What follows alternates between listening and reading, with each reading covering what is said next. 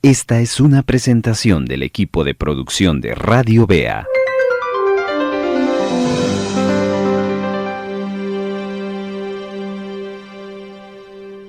Queremos compartir con ustedes un momento en la palabra del Señor.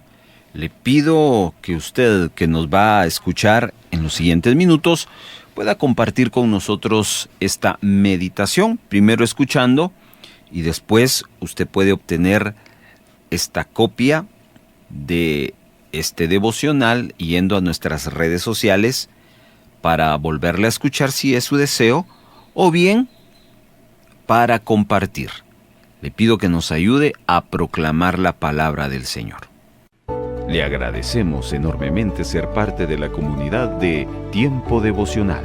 Si usted desea escuchar los capítulos de estreno de este programa, puede hacerlo los días domingos a las 9 de la mañana y 6 de la tarde, vía radio convencional, sintonizando el 1570 AM y en nuestra plataforma digital online en la página radiobea.org o descargando nuestra aplicación Radio Bea AM.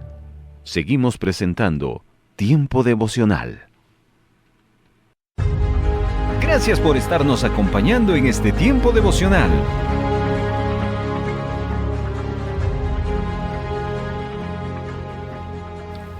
Quiero pedirle que dirijamos nuestra atención a lo que la Escritura nos muestra en el libro de Apocalipsis, capítulo número 2.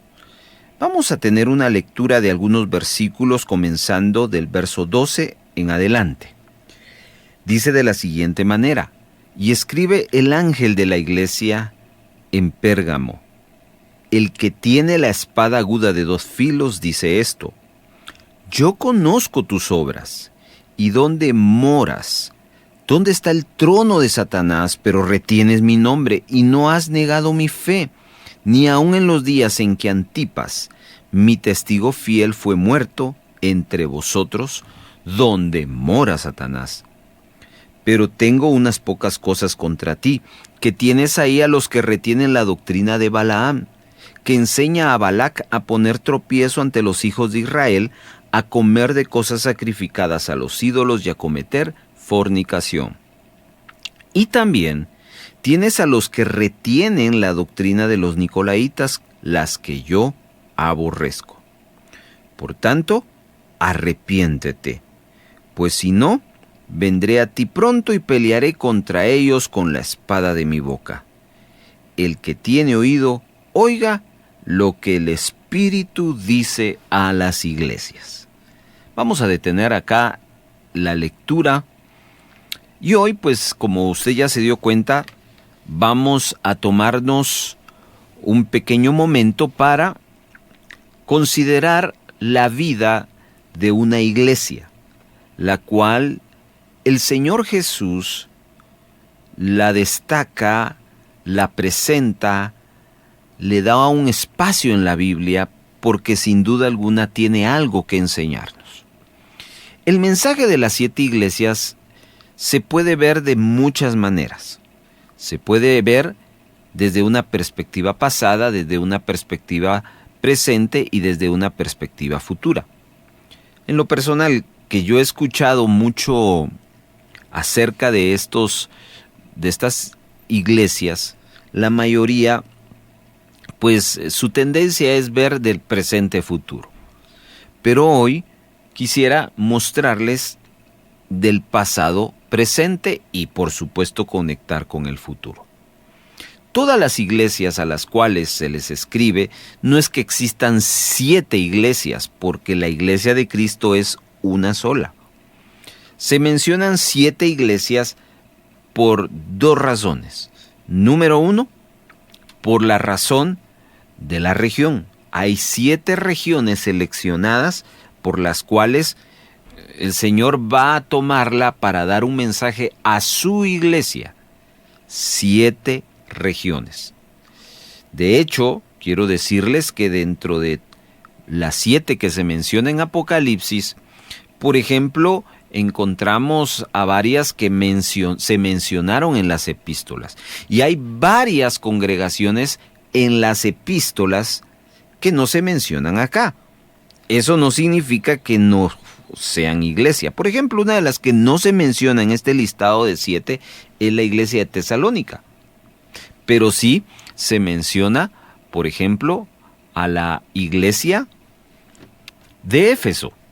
Lo que quiero decirle es que no es que solo estas 7 iglesias sean exclusivas con el título de la Iglesia de Cristo. La segunda razón por la cual se mencionan solo 7 iglesias es que el Señor se está refiriendo a 7 periodos distintos de la vida de su iglesia, desde que inicia con él en el libro de los Hechos hasta nuestros tiempos.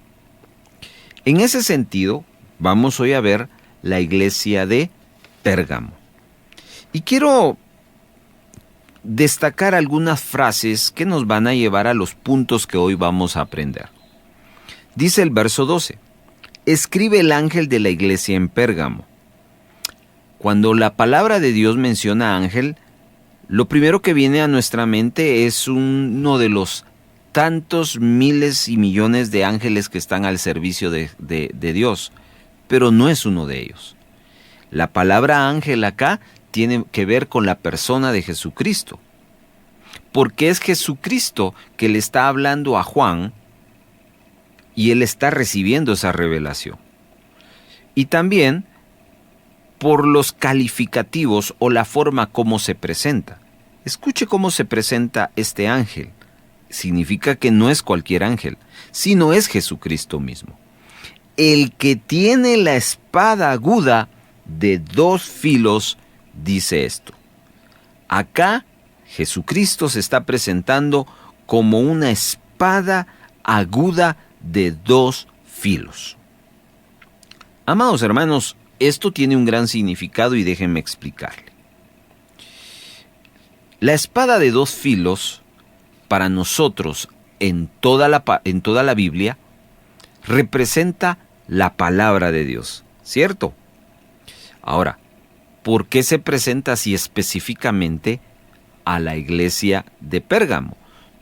Si usted va al mensaje de la Odisea, a la de Éfeso, se presenta de otra manera. ¿Por qué a la iglesia de Pérgamo se presenta como espada aguda de 2 filos? Pensemos entonces en lo que representa la espada en la palabra de Dios, que es la palabra de Dios, y hay 2 conceptos acá que quiero que hablemos. La espada de 2 filos, que es la palabra de Dios, representa la verdad. Él se está presentando como la verdad, no como una verdad, sino como la verdad. Y número 2, se está presentando como la autoridad. Cuando usted toma ese libro que tiene, a la cual le llamamos Biblia, lo que usted tiene en su mano es la verdad de Dios y la autoridad de Dios. Ahora, eso es la representación. Pero para la iglesia de Pérgamo no solo era eso, tenía otra representación. La iglesia de Pérgamo fue una iglesia perseguida, ya lo vamos a ver un poco más adelante. Fue una iglesia que sufrió las más grandes, terribles persecuciones. Los romanos, que era el imperio en apogeo, se encargaban de perseguir a los cristianos. Y una de las cosas que el imperio romano mostraba en su poderío ante sus conquistas y ante las persecuciones, era su poderío militar, su armamento. Era digno de admirar la armadura de un soldado romano. De hecho, cuando el apóstol Pablo escribe sobre la armadura del cristiano en Efesios capítulo número 6, Pablo está pensando en la armadura de un soldado romano. Pero esa armadura del soldado romano tenía una parte muy, pero muy especial dentro de aquel contexto cultural.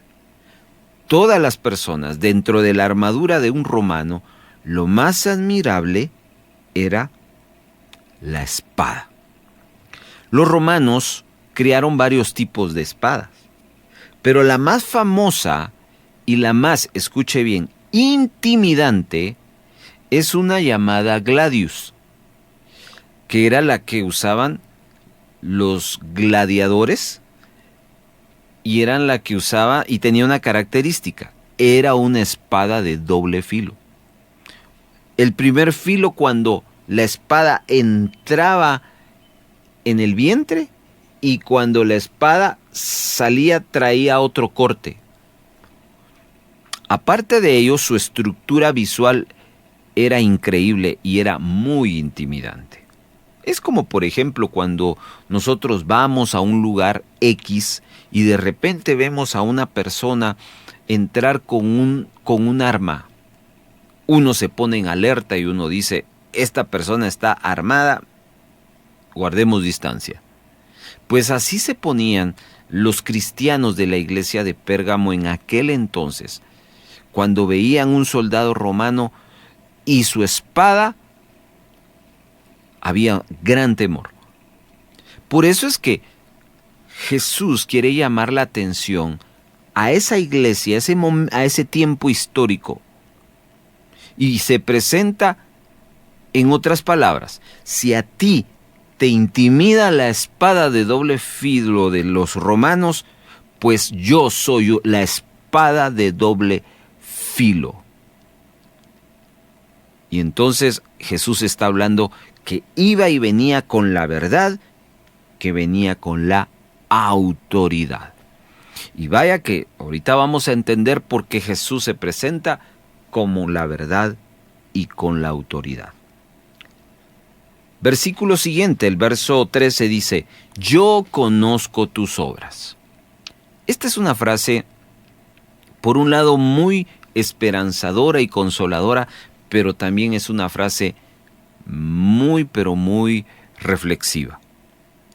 Muchas veces encontramos a varias personas desanimadas en el ministerio porque se sienten no gratificadas por el círculo o la comunidad de servicio de donde se está sirviendo. Y uno pregunta: ¿y por qué ya no seguiste sirviendo? Y la respuesta que uno encuentra es que no, ahí no le dan gracias a uno. ¿Conoce usted a algunas personas, o quizás usted pudo haber pensado eso? Pues déjeme decirle que el Señor conoce su servicio, conoce lo que usted está haciendo. Y no solo eso, Jesús no solo conoce lo que hace, sino cómo lo está haciendo. Si su motivación es correcta o es incorrecta. Porque Jesús nos dice: yo conozco tus obras. Seguidamente, en el verso 13, viene algo muy interesante. A esa iglesia se le dice que Él sabe no solo lo que hace, sino dónde vive también. Conozco dónde moras. ¿Y dónde moraba esa iglesia? Sigue diciendo Juan: donde está el trono de Satanás.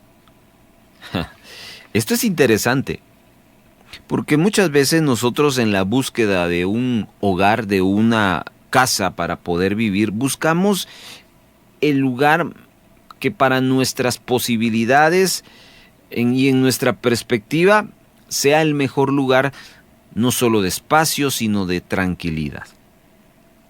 Hoy en día se conoce a ciertos sectores como lugares de rojos, donde hay mucho peligro. Pues fíjese que esta iglesia de Pérgamo vivía en un lugar más que rojo. Vivía donde vivía Satanás.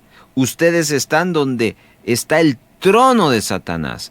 No donde visita Satanás de vez en cuando, sino donde está el trono de Satanás. Ahora, esto tiene mucho significado. Déjeme explicarle, pero antes sigue diciendo el pasaje que ellos han retenido su nombre, que no han negado de fe. Luego habla de un personaje que ya vamos a ver, Antipas, y cierra el versículo 13 una vez más, dando énfasis: donde mora Satanás. Entonces, pregunto, ¿a qué se está refiriendo? Cualquiera puede decir, bueno, tal vez era el mismo infierno en que vivía la iglesia de Pérgamo. Permítame explicarle.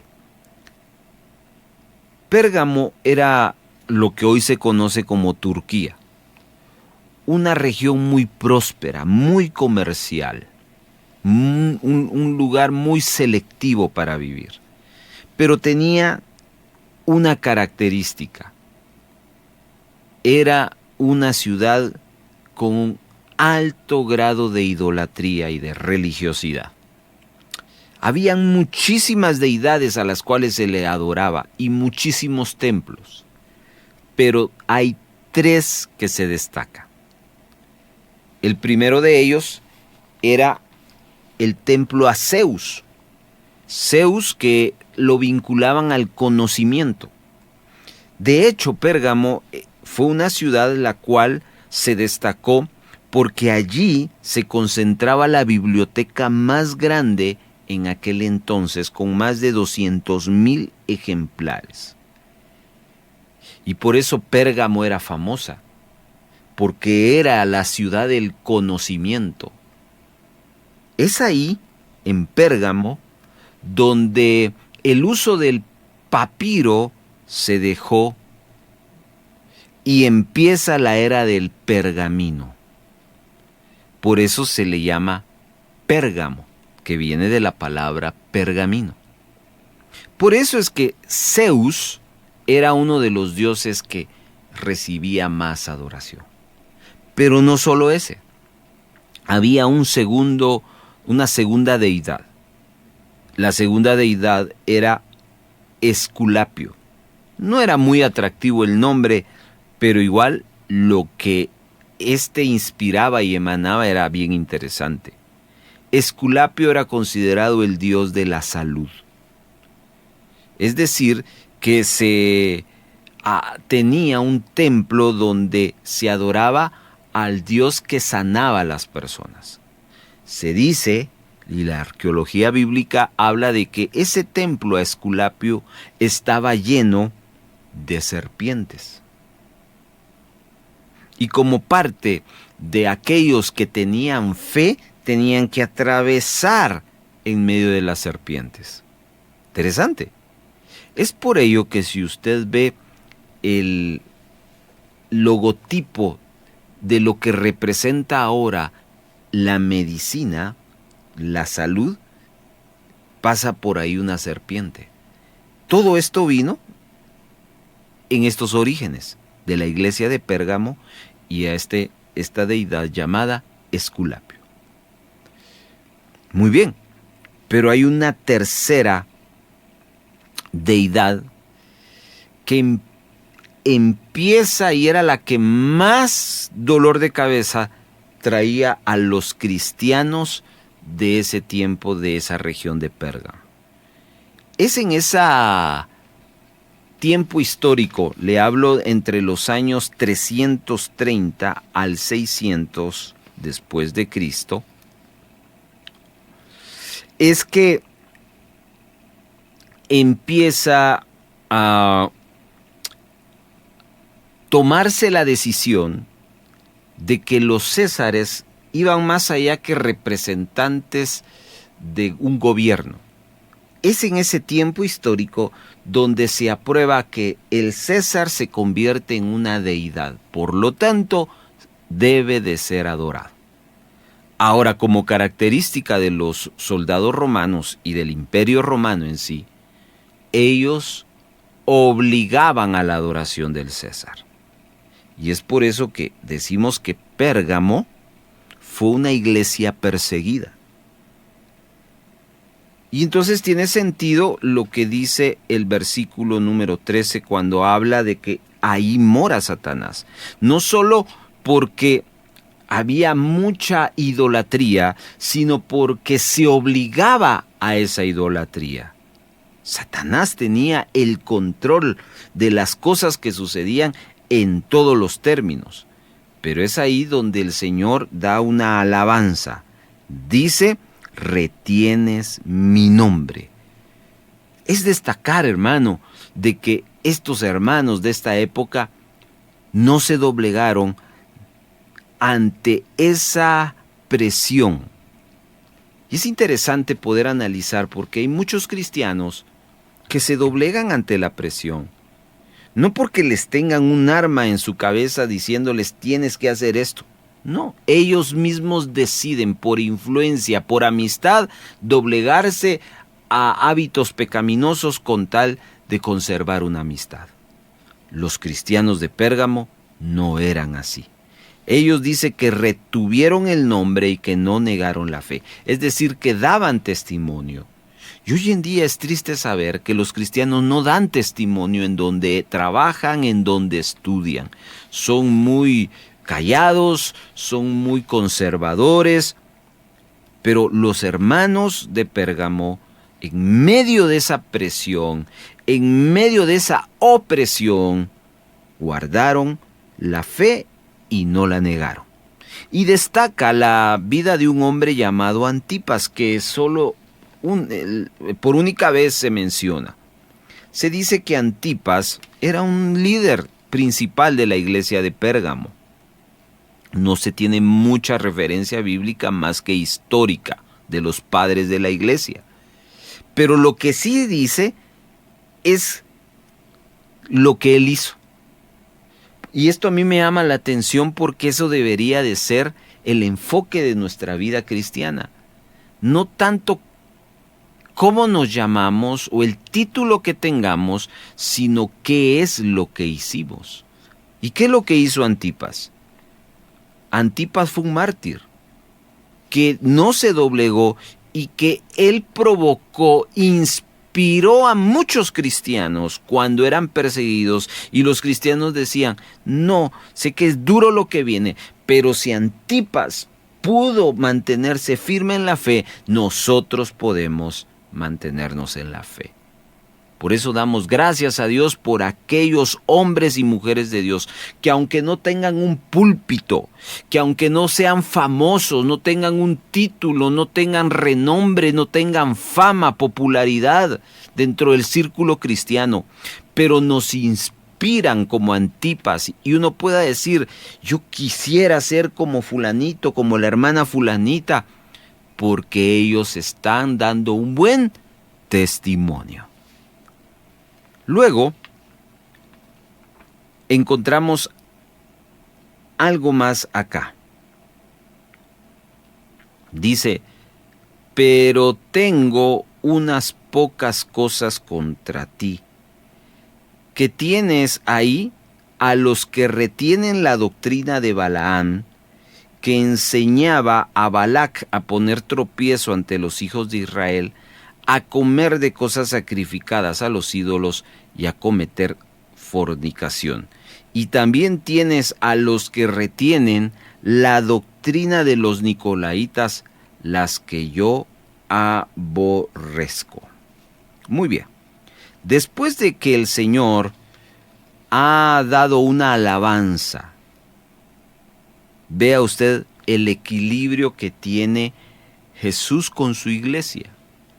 Una iglesia a la cual la alaba, la anima, pero también una iglesia a la cual la va a confrontar. Hay personas que huyen de la confrontación. Hay personas que huyen de la amonestación. Pero quiero decirles que una genuina y verdadera iglesia no solo existe motivación, sino también existe amonestación.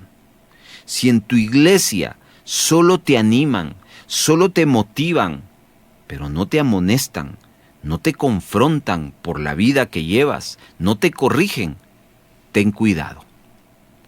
Y si en tu iglesia solo te confrontan, solo te regañan, solo te amonestan y no te motivan, puede hacer que estés en un círculo religioso, porque la religiosidad a eso apunta. Pero la iglesia verdadera de Jesucristo tiene un equilibrio, donde hay una alabanza y donde hay una amonestación. ¿Y cuál fue la amonestación? 2 cosas que Jesús va a amonestar de la iglesia de Pérgamo. Número 1 dice, escuchen bien, versículo 14. Pero tengo unas pocas cosas contra ti. Escucha esta frase. Que tienes ahí a los que retienen la doctrina de Balaam. Repito otra vez esta frase importante. Que tienes ahí. No dice que tuviste. Es decir, que si nos trasladamos a ese tiempo, el Señor le está hablando. Veo que sigues con algo que ya no deberías de seguir. Veo que no has corregido algo que no has tenido la capacidad de corregir. ¿Y cuál era ese algo? La iglesia, que aunque tenía pasión, amor y mucha fe, eran muy permisivos, eran muy condescendientes, eran muy aguados en la corrección. Permitían que cosas sucedieran en esa iglesia y no hacían nada al respecto. ¿Qué cosas? Tenía mucho que ver con la enseñanza y tenía que ver mucho con la doctrina. Y eso es bien importante, porque si uno enseña mal, uno va a actuar mal. Cuando uno está actuando mal es porque hubo una enseñanza equivocada.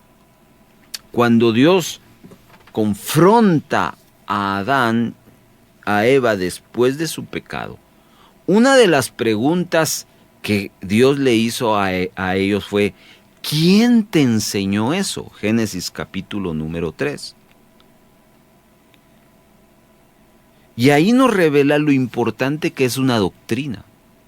Cuando una doctrina se está compartiendo y es equivocada, lo que debemos al final de ver es que esa persona que está recibiendo una enseñanza errada, su vida es expuesta a malas decisiones.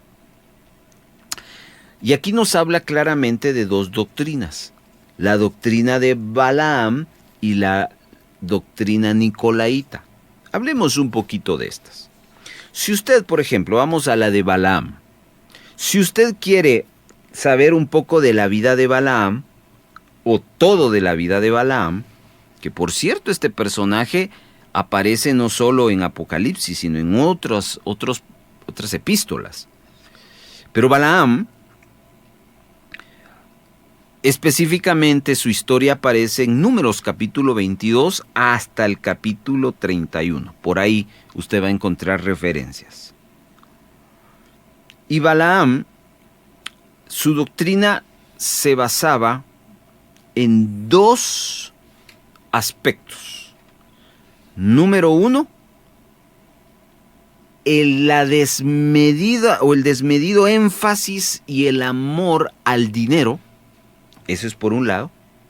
Y por otro lado, hacer tropezar a alguien. A eso se refiere la doctrina de Balaam. Por ejemplo, Balaam aparece en la historia del pueblo de Israel, que cuando Israel avanzaba y ya llegaba a las fronteras de Canaán, se encontró con varios pueblos y naciones las cuales Dios les fue dando la victoria sobre ellos. Y encuentra a un pueblo y su rey, Balac. Cuando Balac supo que estaba el pueblo ahí listo para pasar por cerca de donde ellos estaban, que de hecho habían mandado una comitiva para pedir permiso y haberles dicho, danos permiso para entrar por tu tierra, no vamos a tocar nada. Él se negó. Pero la Biblia nos enseña que preocupado Balac que Israel iba a venir en contra de él, mandó a llamar a buscar un profeta, Balaam. Ahora, ese profeta no era de Israel, ni era un profeta genuino de Dios, era un profeta pagano. Hay otras religiones que también se presentan y que manejan los conceptos de profecía y profetas. Y Balaam se presenta y Balac le dice, mira, te tengo un negocio.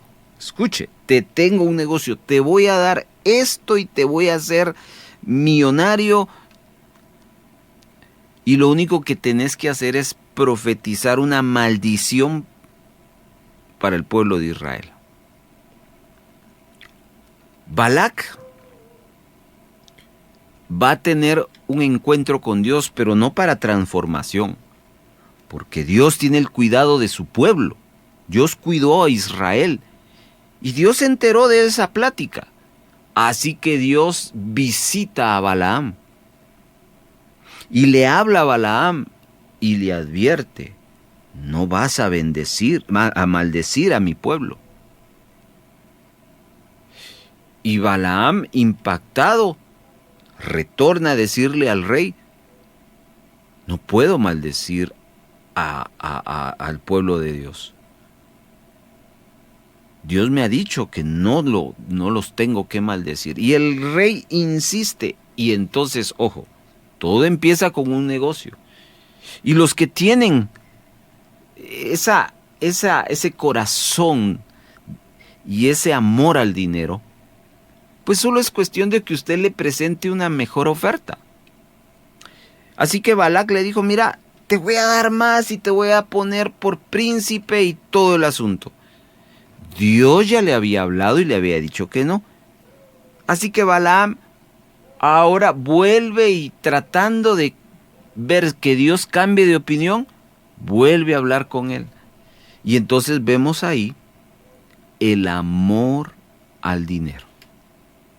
Hermanos amados, bien dijo el apóstol Pablo que raíz de todos los males es el amor al dinero. El Señor Jesucristo fue traicionado por un personaje y este personaje fue tentado y su tentación fue que le presentaron una oferta de dinero. El dinero tiene su doctrina, tiene su enseñanza. Y no le estoy hablando de administración. Le estoy hablando de que hay personas que están tan adoctrinadas con el dinero que creen ciegamente en él y dan su vida porque ellos entienden que el dinero los va a llevar al éxito. Pues Balaam era así, negociador, ambicioso. Y este tipo de acciones es que empieza la iglesia de Pérgamo a ver.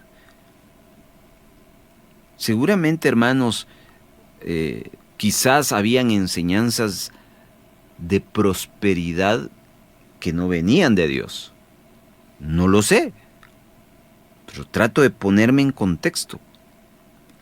Pero no solo eso, Balaam tenía e inspiraba a otra doctrina, y es la de hacer tropezar a alguien. Y es que como Balaam no pudo maldecir a el pueblo de Israel, lo que sí hizo fue ponerle tropiezo. Así que Balac le dice al rey Balac, ¿sabes qué? No puedo maldecir, pero te puedo decir cómo tú puedes hacerlos pecar para que ellos solitos se maldigan. Y la Biblia nos relata en los pasajes de Números 22 al 31 que un día se aparecen en las tiendas del campamento israelita mujeres, las cuales sedujeron a los hombres y fornicaron contra ellos. ¿Qué les parece? Logró su objetivo Balaam de hacer tropezar y que el pueblo de Israel recibiera la desaprobación de parte de Dios. Entonces, ya en ese contexto, Dice el versículo: la doctrina de Balaam, que enseñaba a Balac a poner tropiezo ante los hijos de Israel, a comer cosas sacrificadas a los ídolos y cometer fornicación. Y es que cuando los madianitas, que lideraba Balac, tenían la costumbre de que sus inmoralidades sexuales tenía que ser frente a sus ídolos. Por eso habla de eso. Así que, hermanos, ¿cuántas veces nosotros nos ponemos en esa postura? El demasiado énfasis a lo material, a perseguir lo material, el materialismo. Eso sigue imperante en la iglesia y puede ser una doctrina que se está agrandando. Hoy se habla de la doctrina de la prosperidad, pero eso no es nuevo. Eso ya viene de años. ¿Ha parado? No. ¿Y por qué no ha parado? Porque hay cristianos que la han recibido. Y la han recibido y las están empezando a enseñar. Entonces, esto es algo que Jesús desaprueba de la iglesia de Pérgamo y es también para nosotros una advertencia a no caer en ese error. Y el otro es que nosotros podemos ser tropiezo para alguien, de muchas maneras, de muchas formas. Pero ojalá que usted no se convierta en tropiezo, sino se convierte en una persona edificadora del reino de Dios. ¿Cómo me puedo convertir en tropiezo en alguien? Hay muchas maneras. Un mal consejo, un mal testimonio, una enemistad, falta de perdón, etcétera, etcétera. Entonces, cuidémonos de eso, porque eso no agrada a Jesús, y por eso es que Jesús se presenta como el Dios el hombre de la espada de doble filo, que viene con la verdad y con la autoridad. En otras palabras, la iglesia de Pérgamo fue confrontada de parte de Jesús diciendo: ustedes le tienen miedo a los romanos porque los persiguen.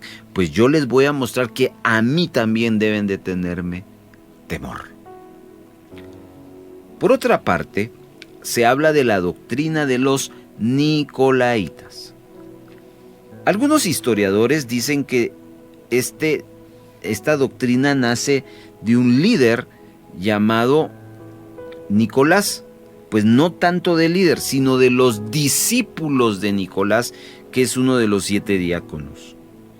Pero que cuando los discípulos de este gran líder de la iglesia empezaron a distorsionar la enseñanza, y el énfasis de estos nicolaitas que distorsionan la enseñanza de este personaje era de que lo más importante para Dios era la parte espiritual y no la parte física. Por lo tanto, usted con el cuerpo podía hacer cualquier cosa, porque Dios lo que miraba es el corazón.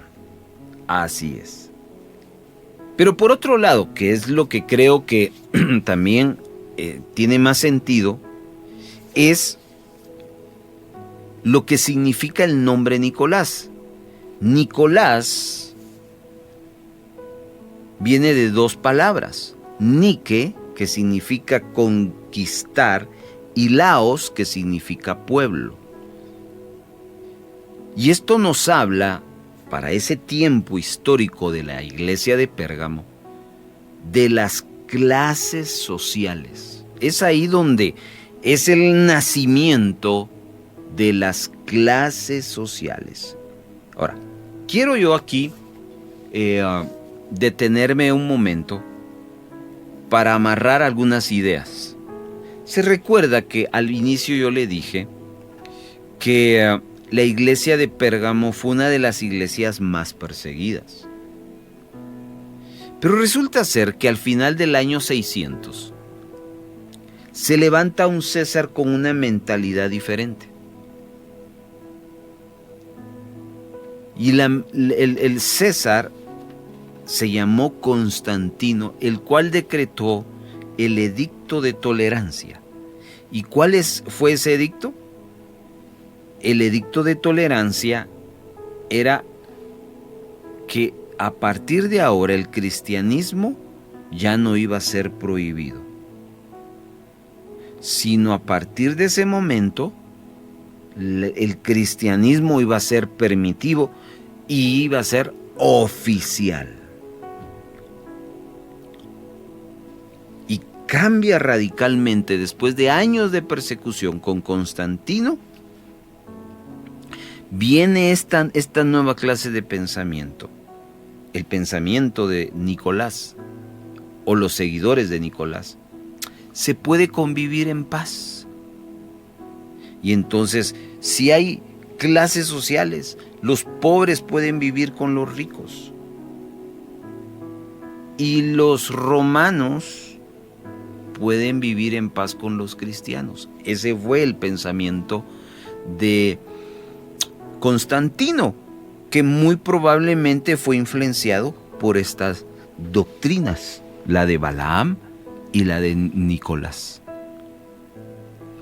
Ahora es interesante, querido hermano, porque a partir de ahí viene el nacimiento de lo que hoy se conoce como la Iglesia Apostólica y Romana. Usted ya sabe de cuál hablo. Cuando uno estudia el significado de Pérgamo, Pérgamo se deriva de dos palabras. Per, que significa torcido, y gamo, que significa matrimonio. Y se unen los dos conceptos, matrimonio torcido. ¿Qué significado nos da eso? Que cuando Constantino se levantó con un pensamiento que en vez de estar persiguiendo a los cristianos, mejor unámonos. Hay un matrimonio, pero es un matrimonio torcido. Es lo que Pablo nos habla en una de sus cartas cuando dice: no se unan en yugo desigual, porque ¿qué comunión tiene la luz con las tinieblas? Hermano, ¿qué pasa cuando un cristiano nacido de nuevo o cristiana emprende una relación con alguien que no es cristiano y cuyo pensamiento no es generado por el pensamiento bíblico? ¿Qué pasa cuando alguien que quiere agradar a Dios empieza a frecuentar y empieza a relacionarse con alguien que no quiere agradar a Dios? Surge un Pérgamo, un matrimonio torcido, una relación torcida. Y es por eso, mis amados hermanos, que necesitamos entender las palabras del Señor Jesús. El Señor Jesús dice en los evangelios que Él no vino a traer paz, sino vino a traer guerra. ¿Por qué? Porque Él sabía que habían muchas cosas las cuales Él no iba a aceptar y por lo tanto no iba a condescender con los fariseos.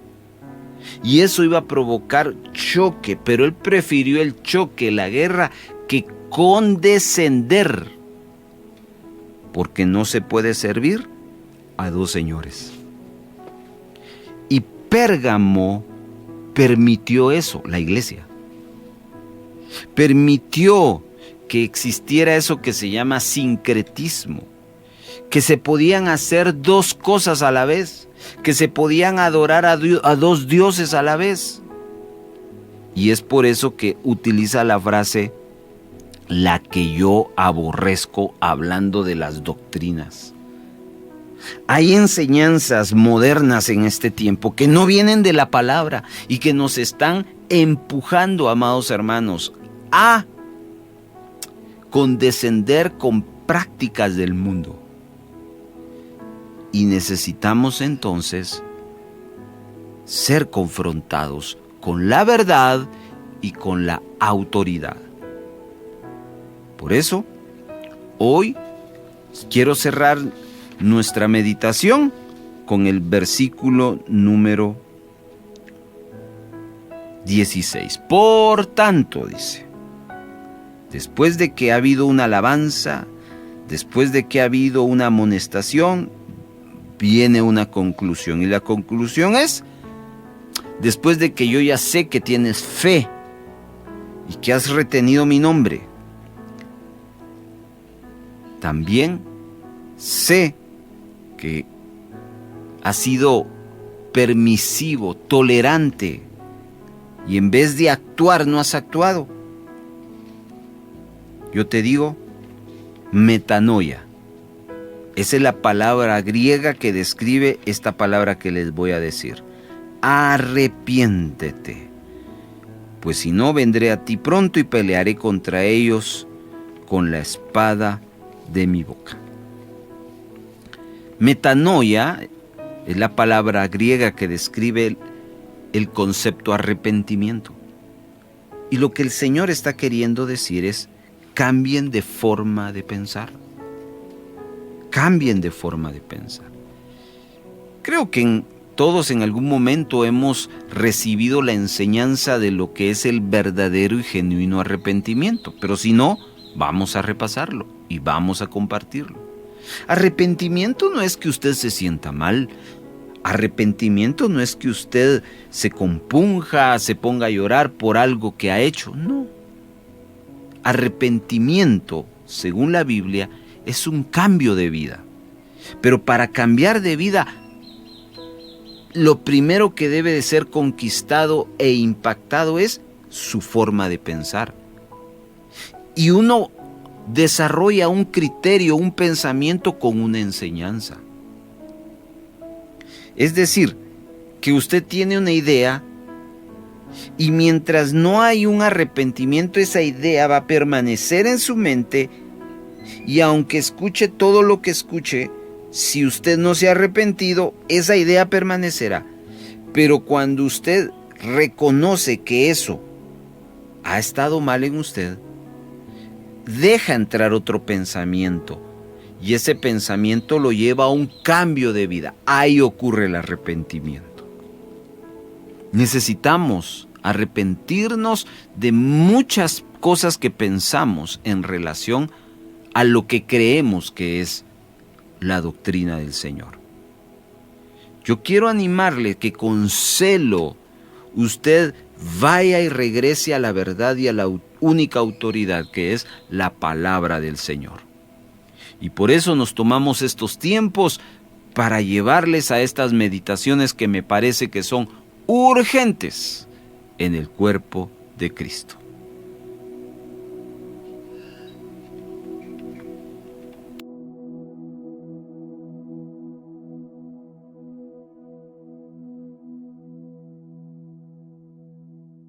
Le agradecemos enormemente ser parte de la comunidad de Tiempo Devocional. Si usted desea escuchar los capítulos de estreno de este programa, puede hacerlo los días domingos a las 9 de la mañana y 6 de la tarde, vía radio convencional, sintonizando el 1570 AM y en nuestra plataforma digital online en la página radiovea.org o descargando nuestra aplicación Radio Vea AM.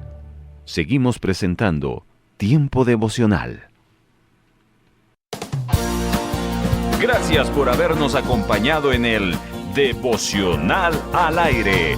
Celebrar a Cristo, celebrar. Celebramos a Jesucristo en el Devocional al Aire. Celebrar. Celebrar a Cristo, celebrar. Celebrar. Hasta la próxima.